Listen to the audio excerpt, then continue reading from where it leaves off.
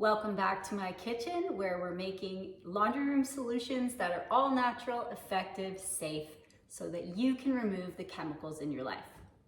So now we're gonna make some, instead of dryer sheets, we are going to make dryer sponges. So you can replace those boxes of all those chemicals, okay? We're gonna use the simple ingredients of vinegar, baking soda, hot water, essential oils, and some sponges. So here we go. We are going to put half a cup of baking soda into a jar and then fill with 1 cup of hot water. Woo, gonna have to stir it a little bit, let it dissolve. This doesn't take long. I grabbed these sponges from the dollar store. I don't know, they were like $1.25.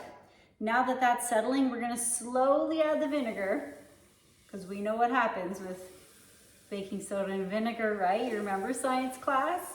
Or maybe your kids have done those volcano experiments.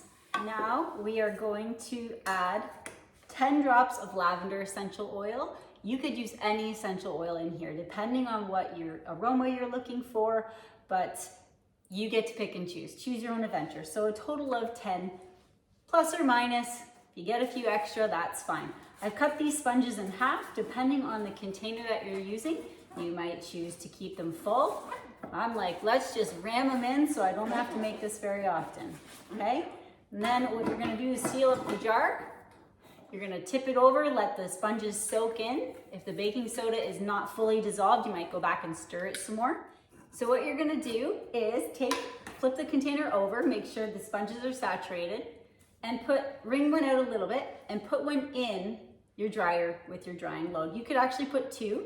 Just see how you feel. And then after the load is done, you can simply put these back in, reshape the container, and they're ready to go for next time. So those are your dryer sheets. They're a really great alternative to mounts or other fabric sheets that you have that are laden with chemicals and other mysterious ingredients.